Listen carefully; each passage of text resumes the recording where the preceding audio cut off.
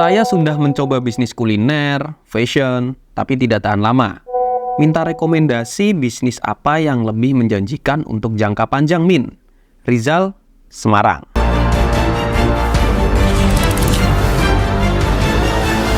Assalamualaikum warahmatullahi wabarakatuh. Pak Rizal dan teman-teman yang mungkin masih bingung menentukan usaha apa yang akan digeluti, mari sama-sama kita bahas usaha apa sih sebenarnya yang menjanjikan untuk jangka panjang, apakah kuliner, fashion, atau lainnya. Oke, sebelum kita jawab pertanyaan-pertanyaan tersebut, perlu kita pahami dulu nih, bahwa tidak ada jawaban yang pasti untuk semua orang. Apa yang berhasil untuk Pak Rizal, belum tentu berhasil untuk teman-teman yang lain. Begitu pula sebaliknya. Tapi tenang, kita akan kupas tuntas beberapa prinsip umum yang bisa teman-teman jadikan pegangan. Dan di bagian akhir nanti, saya akan berikan ide-ide usaha apa saja yang punya peluang jangka panjang.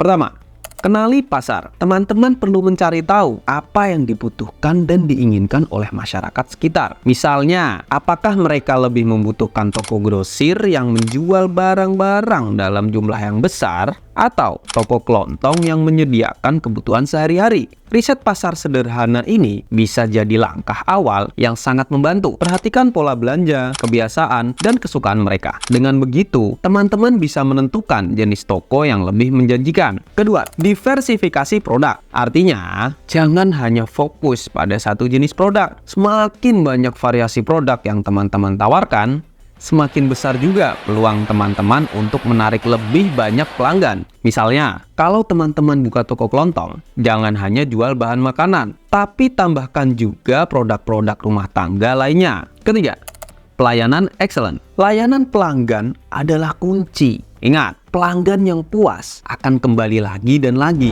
Jadi, pastikan teman-teman memberikan pelayanan yang terbaik. Sambut mereka dengan senyum, bantu mereka menemukan produk yang mereka cari, antisipasi permintaan mereka sebelum diminta, dan jangan lupa untuk selalu ramah dan sopan. Keempat, inovasi dan adaptasi. Nah, ini dia nih yang penting. Inovasi dan adaptasi. Di zaman yang terus berubah ini, kemampuan untuk beradaptasi dengan cepat sangatlah penting. Salah satu cara terbaik untuk beradaptasi adalah dengan menggunakan teknologi terbaru, dan aplikasi kasir iPOS dari Trigona Software bisa menjadi senjata andalan buat teman-teman. Dengan aplikasi kasir iPOS, semua pencatatan transaksi di toko teman-teman jadi lebih mudah dan akurat. Bayangkan, tidak ada lagi catatan manual yang ribet dan rentan kesalahan. Semua tersistem dan terintegrasi dengan baik. Teman-teman bisa mengakses berbagai laporan seperti laporan penjualan, laporan hutang piutang, dan laporan stok barang secara real time. Laporan-laporan ini sangat penting untuk evaluasi dan pengambilan keputusan strategis. Memonitor toko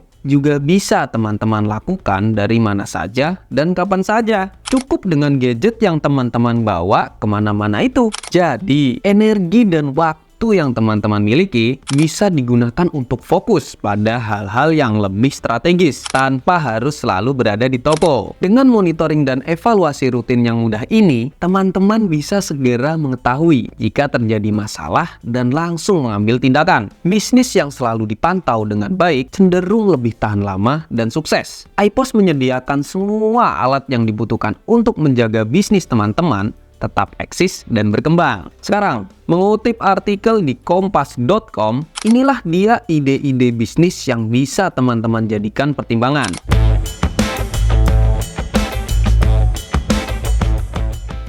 Satu, bisnis kuliner. Selama orang-orang masih butuh makan, usaha ini pasti akan jalan terus, ya kan? 2, bisnis fashion. Semua orang juga masih membutuhkan pakaian. Tinggal teman-teman pertimbangkan, pakaian jenis apa nih yang paling penting dibutuhkan di pasar. Ketiga, perlengkapan kebutuhan bayi. Tingkat kelahiran yang terus mengalami peningkatan membuat kebutuhan bayi hampir selalu dibutuhkan di segala kondisi, tidak memandang musim dan bahkan dalam situasi krisis sekalipun.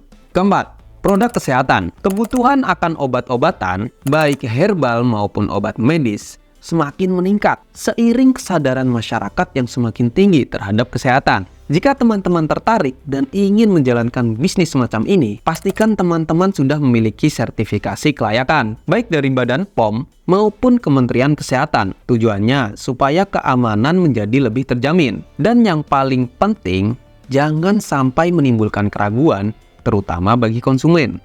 Kelima, bisnis properti. Bisnis ini juga bisa dibilang tidak ada matinya. Karena bisnis properti adalah solusi kebutuhan primer setiap orang.